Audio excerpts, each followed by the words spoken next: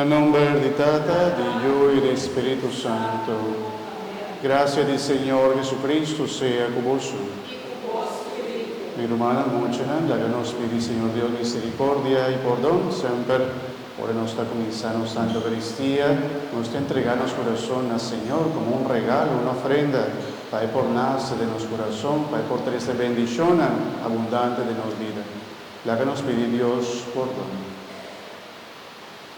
Mita confesar a Dios Todopoderoso y delante de todo aquí presente, come apeca mancha tanto, pa pensamiento y palabra, a lo que me hace queda sin hace, pa mi culpa, pa mi gran culpa, que se me roga la Virgen María, durante el santo, y vos, mi hermana, di reza pamina, Señor Dios.